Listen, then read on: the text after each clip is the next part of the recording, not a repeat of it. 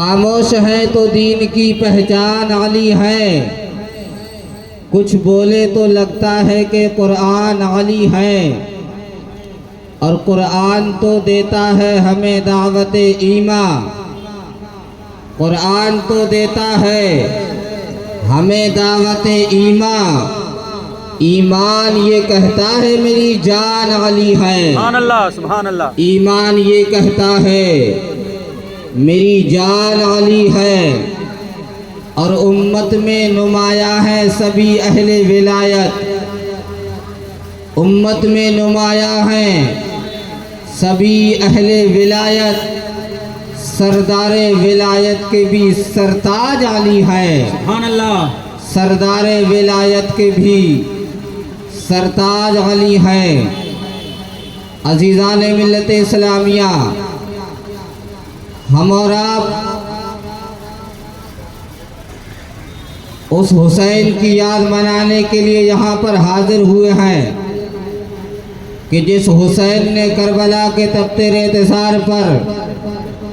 اس عظیم الشان قربانی کو پیش کیا ہے کہ تاریخ عالم صبح قیامت تک جس کی مثال پیش کرنے سے قاصر ہے۔ حضرات، میں نے خطبہ مسنونہ کے بعد جس آیت مبارکہ کی تلاوت کرنے کا شرف حاصل کیا، اللہ تعالی جل مجدہ الکریم ارشاد فرماتا ہے قرآن مجید میں،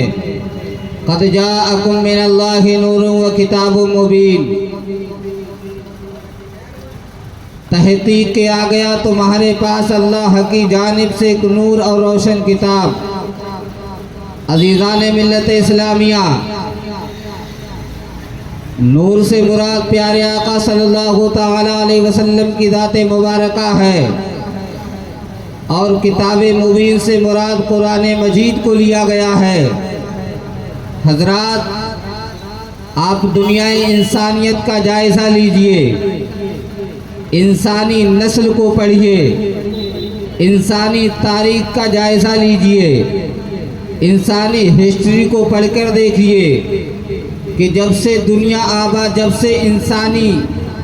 نسل نے دنیا میں جنم لیا تب تک کی تاریخ کو اٹھا کر دیکھیے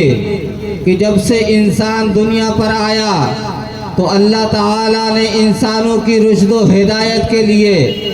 انسانوں کی رہنمائی کے لیے اپنے نبی و رسول کو بھیجا، اپنے پیغمبروں کو بھیجا، اور جب جب انسان سیدھے راستے سے بھٹکا، جب بھی انسان خدا کو بھول کر غیروں کے سامنے اپنے سر کو جھکانے لگا، جب بھی انسان نے خدا کو چھوڑ کر دوسروں کی، جب بھی انسان نے ایک خدائے وحدہ لا شریک کو چھوڑ کر دوسرے کی عبادت شروع کی، تو یہ سنت الہیہ رہی، یہ پروردگار عالم کا احسان رہا کہ پروردگار عالم نے انسانوں کی رشد و ہدایت کے لیے، ان کی رہنمائی کے لیے اپنے نبی و رسول کو بھیجا،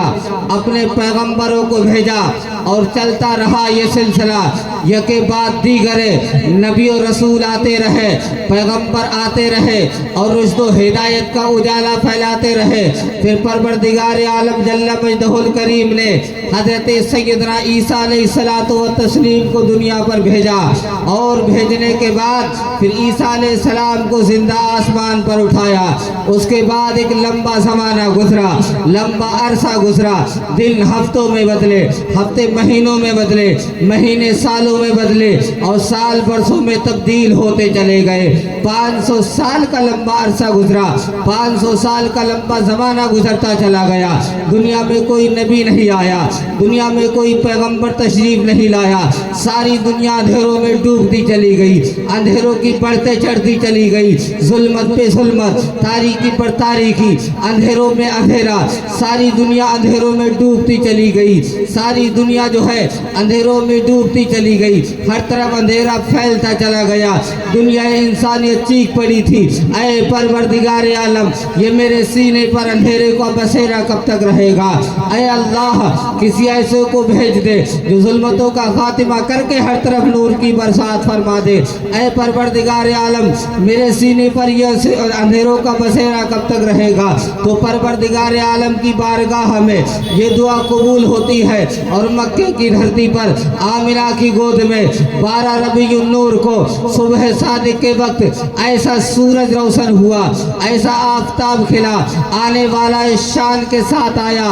آمنہ کی گود میں صبح صادق کے وقت، اور نور کی وہ برسات کی اس نے کہ اس بارش نور کو دیکھ کر بریلی کے تاجدار پکار اٹھے صبح طیبہ میں ہوئی، بڑھتا ہے باڑا نور کا صدقہ لینے نور کا آیا ہے تارا نور کا، صدقہ لینے نور کا آیا ہے تارا نور کا۔ عزیزان ملت اسلامیہ رسول کونین صلی اللہ تعالیٰ علیہ وسلم کی جلوہ گری ہو گئی ہے، اور پیارے آقا صلی اللہ تعالیٰ علیہ وسلم جب اس دنیا کی پی پر تشریف لائے ہیں، ایسے عالم میں مصطفیٰ جان رحمت صلی اللہ علیہ وسلم تشریف لائے ہیں جب ہر طرف بربریت کا دورہ ہے، ہر طرف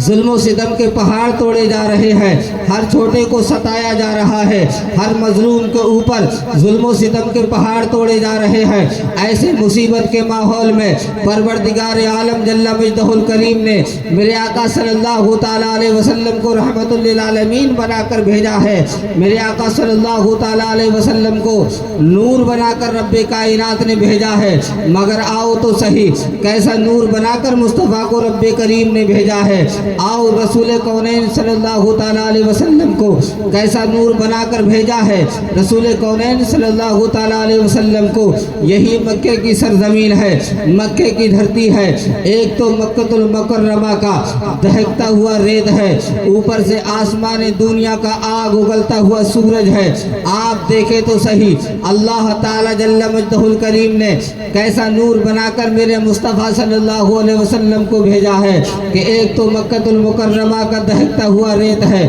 اوپر سے آسمان دنیا کا آگ اگلتا ہوا سورج ہے، اور چلا جا رہا ہے ایک قافلہ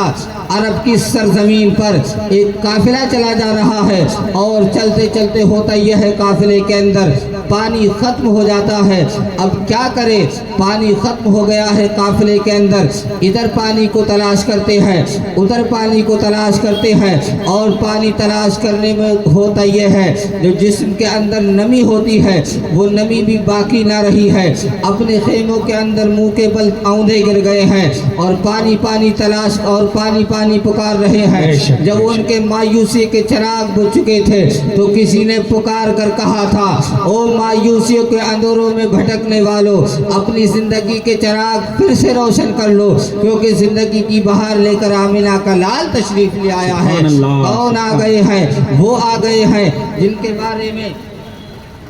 کسی نے کیا خوب کہا ہے، جن کے طلبوں کا دھوبن ہے آب حیات، جن کے طلبوں کا دھوبن ہے آب حیات، ہے وہ جانے مسیحا ہمارا نبی۔ کون آ گئے ہیں؟ جانے مسیحا آ گئے ہیں، مصطفیٰ جان رحمت صلی اللہ علیہ وسلم کی جلوہ گری ہو گئی ہے، مصطفیٰ جان رحمت صلی اللہ علیہ وسلم تشریف لائے ہیں، اور جیسے ہی میرے آقا صلی اللہ تعالیٰ علیہ وسلم کی جلوہ گری ہوئی ہے، سارے قافلے والوں نے میرے سرکار صلی اللہ علیہ وسلم کو گھیر لیا ہے، اور پانی پانی پکار رہے ہیں، یا رسول اللہ ہماری جانیں جا رہی ہے، آقا ہماری جانوں کو بچا لیجئے۔ تو ہم نے کہا تھا، اے قافلے والوں تم پانی کس سے مانگ رہے ہو؟ ارے رسول کے ہاتھ میں نہ تو کوئی پیالہ ہے، نہ تو کوئی برتن ہے، نہ تو پانی کا کوئی مشکیزہ ہے، پھر تم ان سے پانی کیوں مانگ رہے ہو؟ تو قافلے والوں نے جواب دیا تھا، ارے یہ تو وہ کہے جس کا عقیدہ یہ ہے کہ جس کا نام محمد یا علی ہے